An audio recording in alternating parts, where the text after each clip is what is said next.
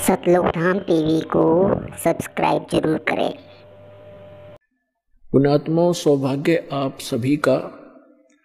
आपका जन्म मनुष्य का ऐसे समय में है, अब आपका मोक्ष निश्चित है यदि आप सतलोक आश्रम में आकर के दीक्षा प्राप्त कर लोगे। आपको यहाँ सांसारिक सुख भी होंगे, क्योंकि हम भक्ति तभी कर सकते हैं जब हमारा जो माइंड है, हमारा दिमाग है, ये टेंशन फ्री होगा। और टेंशन फ्री कैसे होगा? परमात्मा के सहयोग से होगा। जिन कारणों से हमें परेशानियां हैं, उनसे हमें टेंशन है। जैसे किसी के पैर में कांटा लग गया है और कांटे से पीड़ा है, जब तक वो कांटा नहीं निकलेगा तब तक वो व्यक्ति पैर से चल नहीं सकता, 10 कदम भी नहीं चल सकता, और चलेगा तो बहुत ही अधूरे तरीके से। और जब वो कांटा निकल जाएगा, कांटा लगा क्यों? क्योंकि जूता ना पहनने से। और कांटा निकलने के बाद फिर उसको सलाह दी जाती है कि आप जी को ये पीड़ा कांटे की इसलिए हुई कि आपने जूता निकाल दिया। तो हमने बहुत जन्मों से जूते निकाल रखे हैं, हम नंगे पैरों घूम रहे थे। जूता किसे कहते हैं? पैरों की सुरक्षा का जो साधन, अर्थात हमारे जीवन रूपी सफर में हमें कष्ट जो होते हैं वो हमारे पूर्व जन्म के पाप कर्मों से होते हैं, और जो सुख होते हैं वो पूर्व जन्म के पुण्यों से होते हैं। हमने कई युगों से जूता निकाल रखा था, अर्थात परमात्मा की सत साधना हमें प्राप्त नहीं हुई थी। हम साधना भी करते थे, भक्ति भी करते थे, लेकिन हम भक्ति शास्त्र विधि त्याग कर मनमाना आचरण करते थे। तो वो जो साधना थी, वो जो हमने प्लास्टिक की चप्पल पहन रखी थी, उनमें से आर पार कांटे निकलकर हमें लग भी रहे थे। हम सोच रहे थे हमने कुछ पहन भी रखा है, फिर भी कांटे लग रहे हैं। हमें ये नहीं मालूम था कि जो चप्पल हमने पहन रखी है ये कांटों से प्रोटेक्ट नहीं कर सकती। मोटी तली का जूता जो कांटों को भी मसलता हुआ चले, वो है सत साधना, शास्त्र अनुकूल भक्ति। तो पुण्यात्मा, अभी तक हम सभी शास्त्र विधि त्याग कर मनमानी पूजाएं कर रहे थे, जो नकली संतों, आचार्यों, शंकराचार्यों, ऋषि महर्षियों, नकली महर्षियों से प्राप्त थी। और जिस कारण से हम युगों युगों से हमारे पैर कांटों से भरे पड़े हैं, यानी पाप कर्मों से हम सने पड़े हैं। उन पाप कर्मों से अब छुटकारा पाने का तरीका मिल गया हमें। अभी तक उन कांटों को निकालने का साधन किसी के पास नहीं था। सभी ये कह देते थे कि जो आपके प्रारब्ध में लिखा हुआ है, अर्थात आपकी किस्मत में जो लिखा हुआ है, वो तो भोगना ही पड़ेगा। और साथ में ये भी सलाह देते थे कि भक्ति तो करते ही रहना चाहिए, भविष्य में आपको सुख हो जाएगा। तो पुण्यात्माओं, जिसके पैर में कांटा लगा हो और उसको कोई सलाह दे कि आपके पैर का कांटा तो निकल नहीं सकेगा, ये तो पैर में ही रहेगा आजीवन। अब आप जूते पहन लो, भविष्य में कांटा नहीं लगेगा। कांटा लगे पैर में जूता पहना ही नहीं जा सकता, यानी कोई टेंशन युक्त व्यक्ति भक्ति कर ही नहीं सकता। अब वो कांटा निकले और फिर उसको सलाह दी जाए, वो तो फिर उसको भी अंडरस्टूड हो जाएगा कि हाँ, ये दुख मुझे किस कारण से आया। फिर वो कभी जूता नहीं उतारेगा। तो पुण्यात्माओं, ये युगों युगों के जन्म जन्म के कांटे सतलोक आश्रम बरवाला में कबीर परमात्मा की सत भक्ति ही निकाल सकती है, जो यहां पर निकल रहे हैं। और फिर आपको शास्त्र अनुकूल साधना दी जाती है, वो ऐसा मोटे तली का जूता है, इसमें से कांटे लग ही नहीं सकते। तो मर्यादा और भक्ति आप करते रहना, आपके जीवन में सारे सुख होंगे, पिछले जो जितने भी कष्ट हैं आपके निवारण होंगे। अब जैसे किसी को किसी भी कारण से टेंशन बनी हुई है, अब उसको कोई कहे कि तू भक्ति कर ले और जो दुख है वो तो तेरा बना ही रहेगा, वो कभी नहीं कर सकता। वैसे तो जितने भी संत महात्मा हैं ये नकली डुप्लीकेट, ये पहले कोई दुखी प्राणी इनके पास जाता है, प्रत्येक को जंतर मंत्र पैसे अनुष्ठान करूंगा इतने पैसे दे दे, ऐसे करूंगा ऐसे कर दे, वो सारा कुछ करते भी हैं।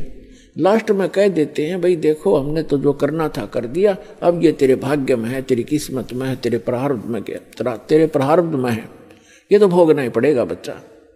लेकिन आत्मा फिर भी संतुष्ट नहीं होती, उसको त्याग कर वो किसी और दूसरे अधिक सुप्रसिद्ध संत के पास या कोई जंतर मंत्र करने वाले के पास अवश्य जाएगा। और ये भटकता ही रहेगा दुखी प्राणी, या तो मर जाएगा और या फिर नास्तिक हो जाएगा, यदि उसको सत साधना और पूर्ण परमात्मा की सत भक्ति सतगुरु के माध्यम से नहीं मिलती है। जब आपको सतगुरु के माध्यम से सत भक्ति प्राप्त हो जाती है, फिर आपके वो दुख जो आए थे वो टलेंगे, वो तो समाप्त हो जाएंगे। और फिर आपको महसूस होगा कि आज यदि शरण में नहीं होता, इस सत साधना नहीं कर रहा होता, कबीर परमेश्वर की शरण नहीं होती, आज मुझे इतनी हानि होनी थी सोच भी नहीं सकते, या तो मृत्यु हो जाती। ऐसी दुर्घटना टालेगा ये कबीर भगवान आपकी, आप देखते ही रह जाओगे। भगवान का जो रोल हुआ करता है ये परमात्मा आपको स्पष्ट करके दिखाएगा। तो पुण्यात्माओं, आपका घना सौभाग्य है कि आप जी को सतलोक आश्रम बरवाला में आने का सौभाग्य प्राप्त हुआ। एक दिन पूरा विश्व आएगा, पूरे विश्व को ये भक्ति करनी पड़ेगी। अभी तो हम अपने एक मानव सोच के आधार से यहाँ के विकास को ही महत्व देते हैं। कोठी बना लेना, बढ़िया लंबी कार खरीद लेना और बैंक बैलेंस बना लेना, कोई फैक्ट्री लगा लेना, कोई मंत्री मुख्यमंत्री प्रधानमंत्री या राष्ट्रपति बनकर हम ये सोच लेते हैं हमने मानुष जीवन का जो लक्ष्य पूरा कर लिया। मानुष जीवन का तो काम भी स्टार्ट नहीं किया आपने। अब ये मुखिया प्रधानमंत्री मुख्यमंत्री ये तो हर एक ग्रुप में होते हैं। हम पढ़ा करते थे कि ये मधुमक्खियों में भी एक रानी मक्खी होती है, वो राजा रानी फिर वहां भी वही कंट्रोल में लगे रहते हैं और फिर गधे बन जाते हैं। यानी कहने का भाव ये है कि यदि हम मनुष्य जीवन पाकर सतभक्ति नहीं करेंगे तो जो जिसको आप अपने जीवन की उपलब्धि मानते हो, जैसे कोई इंजीनियर बन गया, कोई डॉक्टर बन गया, कोई मंत्री बन गया, एमएलए चेयरमैन बन गया, मुख्यमंत्री बन गया, कोई आईएएस आईपीएस बन गया या कोई जज बन गया, ये सोचा हमने पूरा कर दिया मनुष्य जीवन। मनुष्य जीवन तो स्टार्ट भी नहीं हुआ आपका, जो मनुष्य जीवन से कार्य आपने करना था। तो ये बात सब क्या समझ में आवेगी, क्योंकि अभी तक ऐसा ज्ञान हमें मिला ही नहीं था जो आत्मा को झंझोड़ कर धर दे। ये झंझोड़ कर धर देगा, विवश कर देगा आपको सोचने के लिए कि क्या कर रहे हो और करना क्या चाहिए था। परमात्मा बताते हैं कि अगम निगम को खोज ले बुद्धि विवेक विचार, उदय अस्त का राज मिले बिना तो बिन नाम बिगार। यदि भक्ति नहीं ठीक है, भक्ति करें, सत भक्ति करें, अपना जो कर्तव्य मिला है, सेवा जनता की मिली है, चाहे मंत्री बने, प्रधानमंत्री बने, मुख्यमंत्री भी बनते हैं, तो एक सेवक बनकर करना चाहिए। और हम बनते हैं, हम करते हैं इसको कति दूसरे तरीके से जो हमारा हानि करता है।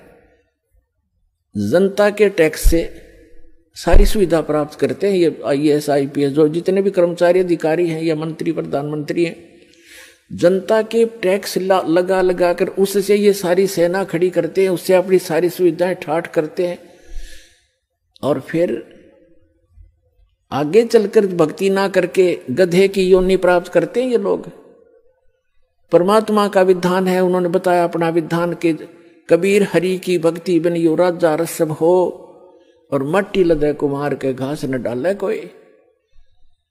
और फिर परमात्मा बताते हैं कि कबीर हरि के नाम बिना ये नारकूतिया हो, गली गली भौंकत पर टोक न डाले कोई। नक पर फिर कहते हैं कि बीबी पड़दे रहे थी और डोडी लगे थी बार, अब गात उगाड़े फिरती हैं ये बनकुतिया बाजार। ये पर्दे की सुंदरी सुनो संदेशा मोर, अब गात उगाड़े फिरती हैं ये करें सराय शोर। नकबे सर नकबे बनी ये पैरें थी हार हमेल, और सुंदरी से कुतिया बनी सुन साहेब के खेल। पुणात्माओं कलेजा फट जा जब थोड़ी सी भी हमें इधर चेतना बन जाए कि क्या कहा है महापुरुषों ने आकर के, हमें कितना सतर्क किया है। ठीक है, कोई बीबी रानी है या कोई मजदूर है, वो अपने संस्कार से है, लेकिन भक्ति तो सबके लिए है, और सब एक जैसा भक्ति धन प्राप्त कर सकते हैं, चाहे गरीब है और चाहे अमीर है, प्रजा है या राजा है, ये सबके लिए सामान्य है। आम ऐसी भक्ति है कि सभी कर सकते हैं, लूले लंगड़े तो किसी प्रकार के स्वस्थ जैसे भी। और ये ऐसी साधना है, चलते फिरते उठते बैठते आप कैसे भी कर सकते हो। तो क्या बताते हैं कि जो बीबी पर्दे रहे थी, जो राजाओं की रानियां पर्दा में रहा करती थी, घर से बाहर नहीं जाने देते थे, बड़े घरों की इज्जत है, ये कहीं सत्संग में नहीं जा सकती, हमारी इज्जत बिगड़ जाएगी, और वह इज्जत फिर अगले जन्म में बिगड़ेगी, वह कुतिया बड़ी फिरे। भगवान ने बताया है, अपने विधान में बताया है, वो राजा की रानी, वो पर्दे में रहने वाली सुंदरियां अगले जन्म में कुतिया बनकर नग्न फिर रही है। क्या बताते हैं, बीबी पर्दे रहे थी और डोडी लगे थी बार, वहां कोई जा नहीं सकता था, ऐसे चौकियां बना दी जाती थी राजाओं के घरों के सामने। अरे गात उगाड़े फिरती हो बड़के कुतिया बाजार। वो पर्दे की सुंदरी सुनो संदेशा मोर, अब गात उगाड़े फिरती हैं वह करें सरायों शोर। वो राजा की रानियां काजू किस्मस के हलवे खाया करते थे, झूठी खीर काजू किस्मत से बनी हुई छोड़ दिया करते थे, उनके नौकरानियां और उनके बच्चे खाते थे और मस्ती मारा करते थे। भगवान भजा नहीं, पूर्व जन्म की कमाई का नाश कर दिया, आगे चार्जर लगाया नहीं, पिछली बैटरी चार्जर ही तब तक उसके ठाठ रहे, और अगले जन्म में वही आत्मा जो रानी बनी हुई थी वो कुतिया की योनि में गई। अब क्या खा रही है? धर्मशालाओं के पास जाकर जहाँ अतिथि रुका करते थे, थोड़ा बहुत टूक डाल देते थे, रोटी का टुकड़ा ऐसे रेत में फेंक देते हैं। अब भी ऐसी ही स्थिति है। और वो कुतिया जो राजा की रानी थी, अब कुतिया बन के कहाँ काजू और किस्मत की खीर झूठी छोड़ा करती थी, आज एक टूक की तरफ खाने वाले के मुंह की तरफ देख रही है, कब तेरी तरफ एक टूक फेंके और ये टुकड़ा तू खावे। और जब उसको फेंका जाता है 10 ग्राम रेत साथ खाती है वो, आज उस एक टूक के साथ में, एक ग्रास के साथ। तो परमात्मा आगाह करते हैं कि बच्चों ठीक है, अपने संस्कार से आप जो भी जिस पोस्ट पे हैं और जिस भी पद या आप जिस स्थिति में हैं, लेकिन भक्ति तो करो। पिछला बैटरी चार्ज आपकी इन्वर्टर की या चल रही है, और जिस दिन ये डिस्चार्ज होगी सारी असुविधा हो जाएंगी, एकदम कड़च हो जाएगा सारा का। मंत्री, मुख्यमंत्री, प्रधानमंत्री कैसे मर रहे हैं, कितनी आशाएं लेकर चल रहे थे, 1 सेकंड में हेलीकॉप्टर से मृत्यु हुई, और क्या लेकर गए साथ। ऐसे ही कोई भी व्यक्ति है, सभी की यही स्थिति है। उसका विकल्प बताते हैं परमात्मा, भजन करो उस रब को जो दाता है कुल सब का। भजन करो उस रब का जो दाता है कुल सब का। उस परमात्मा की भक्ति करो जो पूरे विश्व का दाता है। श्रीमद् भगवत गीता अध्याय नंबर 15 के श्लोक नंबर 16 और 17 में तीन पुरुष बताए हैं, एक सरपुरुष, एक अक्षर पुरुष। सरपुरुष ये 21 ब्रह्मांड का मालिक है, इसको वेदों के ज्ञाता, इसको ब्रह्म बोलते हैं, इसको संतों ने इसको क्षर ब्रह्म कहा है। और गीता में इसको सरपुरुष कहा है। और दूसरा जो 21 सातसंग ब्रह्मांड का स्वामी है वो अक्षर पुरुष है, उसको अक्षर ब्रह्म कहते हैं, उसको पर ब्रह्म भी कहते हैं। पर ब्रह्म माने नेक्स्ट ब्रह्म। और जो सब का जो मालिक है, जो दाता है कुल सब का, वो परम अक्षर ब्रह्म है, वो सत्य पुरुष है। उत्तम पुरुष है तू अन्य परमात्मा इति उदाहरत है, यह लोग चरमावेश विवृति अवैश्वर है। वो उत्तम पुरुष यानी दोनों से श्रेष्ठ, तो इनसे अन्य है वो परमात्मा जो वास्तव में भगवान कहा जाता है। और वही तीनों लोकों में प्रवेश करके सबका धारण पोषण करता है। उस परमात्मा की भक्ति करो, भजन करो उस रब का जो दाता है कुल सबका। भजन करो उस रब का जो दाता है कुल सबका।